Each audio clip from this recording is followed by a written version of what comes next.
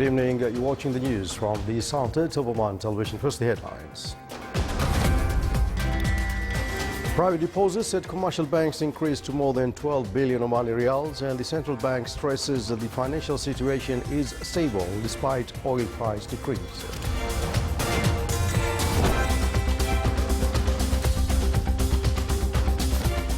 29 rebels are killed in fierce clashes between Syrian government forces and opposition fighters seeking to reopen supply route into Aleppo city.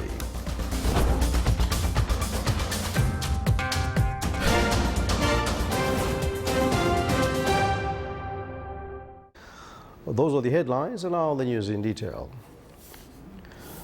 His Majesty Sultan Qaboos bin Saeed has received a cable of thanks from the custodian of the two holy mosques, King Salman bin Abdulaziz Al Saud of the Kingdom of Saudi Arabia, in reply to His Majesty's cable of condolences on the death of Princess Lulua bint Saud bin Abdulaziz Al Saud. His Majesty the Sultan sent a cable of greetings to His Excellency President Tsakhlegin Al-Bugorich of Mongolia on his country's National Day.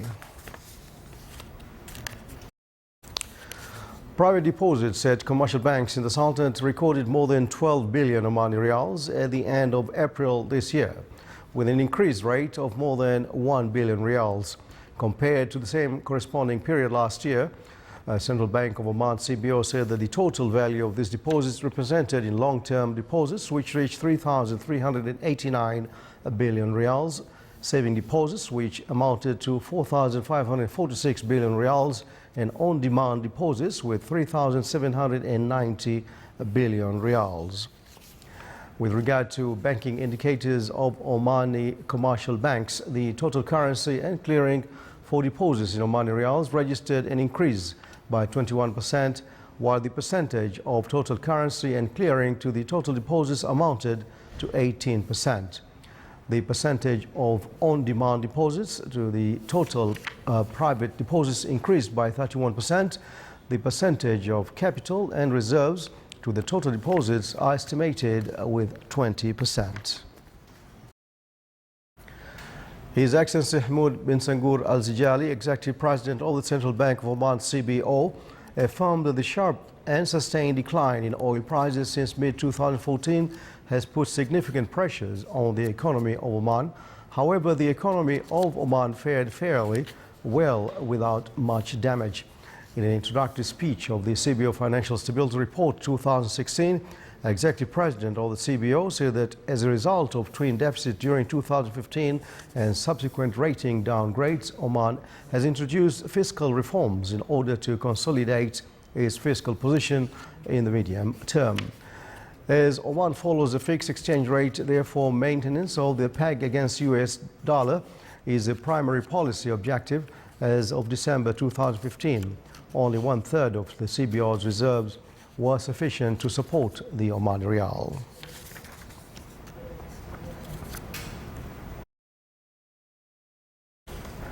The Sultanate is seeking to raise the contribution of manufacturing industry sector in the gross domestic product by 15% during the 19th Five-Year Development Plan 2016 to 2020. 6 main fields will be targeted by the Sultanate to achieve the goals of manufacturing industry sector, namely enhancing and organizing the industrial sector governance, expanding the accessibility to local and regional markets, facilitating and encouraging the participation of private sector, attracting and developing national talents in the field of manufacturing, and developing promising subsectors such as petrochemicals, minerals, food, drinks, equipment and tools.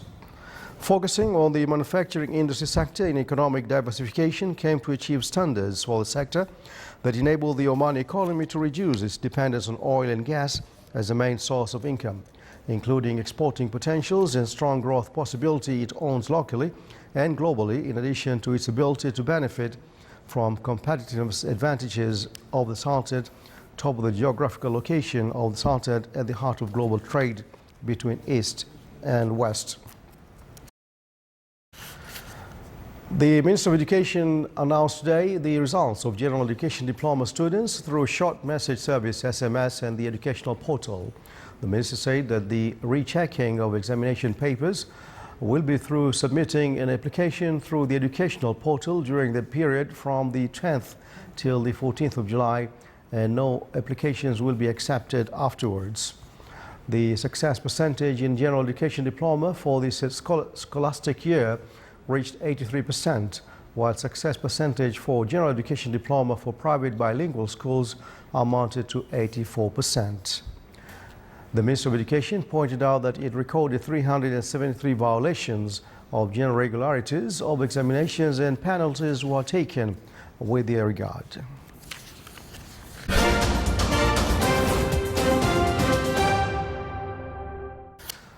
On other news, Syrian government forces have repelled a fierce assault by opposition fighters seeking to reopen their only supply route into Aleppo city, killing at least 29 rebels. The offensive sought to push government forces back from the Castello Road that leads into the opposition-held eastern half of Aleppo city, which is now effectively besieged by government troops. The Syrian Observatory for Human Rights say 29 fighters from the Faylaq al-Sham rebel group and Al-Qaeda affiliate Al-Nusra Front were killed in fighting or by mines laid by government troops.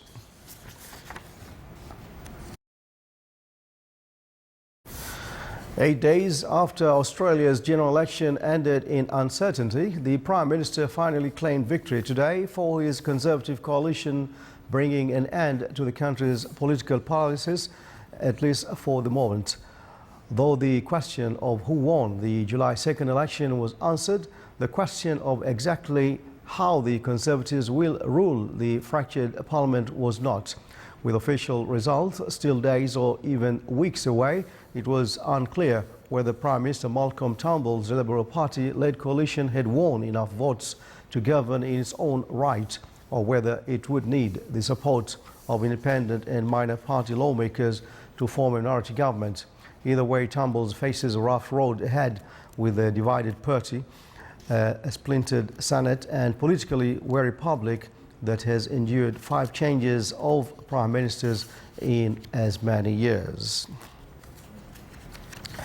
Japan's ruling coalition was a clear winner in today's parliamentary elections preliminary results, and Japanese media exit polls indicated paving the way for Prime Minister Shinzo Abe to push ahead with his economic revival policies. According to the exit polls, the Liberal Democrats won 57 to 59 seats among the 121 that were contested. His coalition partner Komito won about 14 seats. Combined with other Conservative politicians, the coalition may win a 2/3 majority in the upper houses, which would be critical to propose a referendum needed to change the constitution. Final results of the balloting aren't expected until early tomorrow.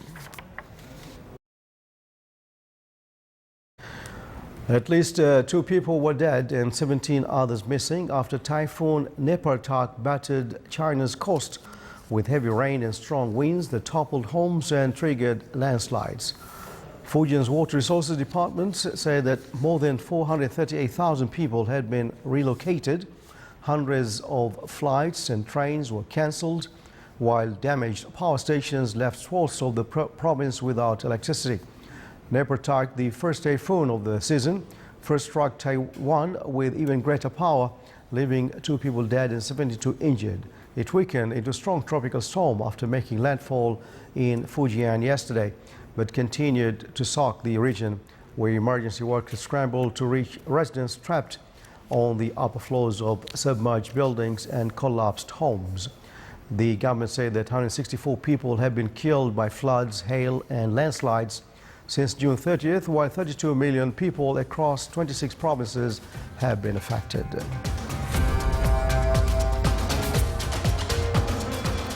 Still to come on News Bulletin. Citizens in the Wilaya of Wadi al-Maawil celebrate blessed Eid al-Fitr.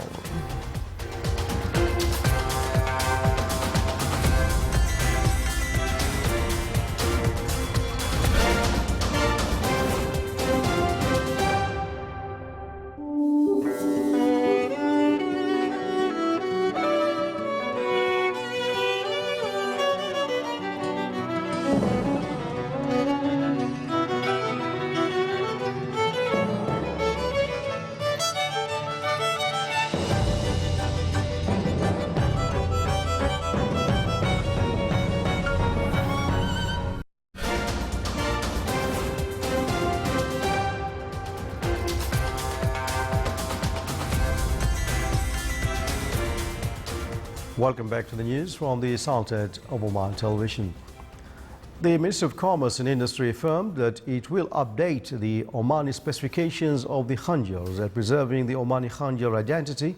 The ministry indicated that silver calibration used in making khanjar should be the well-known one, and it is forbidden to use rhinoceros horns in making the handles. It indicated that only sandalwood or similars can be used, as well as the handle, which is made from steel or leather, can be worn by children less than 16 years of age. The ministry pointed out that the khanjars should hold data, including the quality of silver or gold, production year, and where it was made.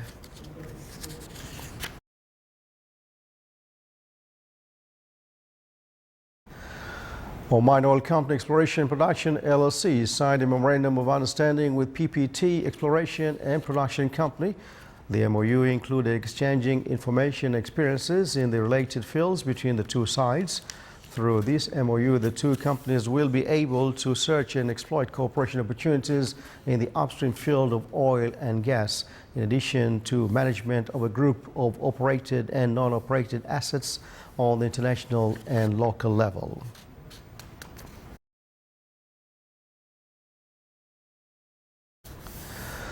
The Ministry of Agriculture and Fisheries Wealth activated licenses which will issued through Easy Invest portal. This activation comes to facilitate services procedures rendered by the Ministry of to investors and entrepreneurs. The ministry stated that the work team in the Ministry of Agriculture and Fisheries Wealth, in cooperation with the Comprehensive Development Team through the One-Stop Station services, activated 43 licenses within 14 commercial activities at the initial stage.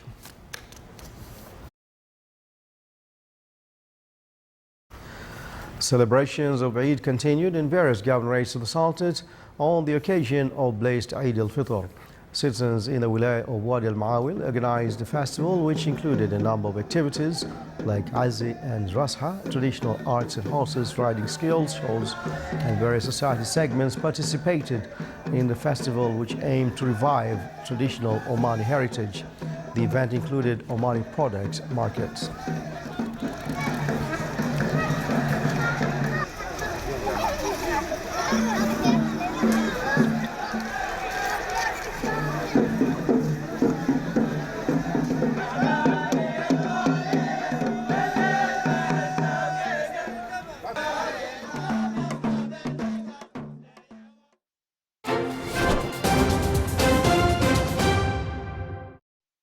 And now for the general focus around the Sultanate. Cloudy skies will prevail over the coastal areas of the governorates of Dhofar and its nearby mountains, with chances of intermittent drizzle and fog.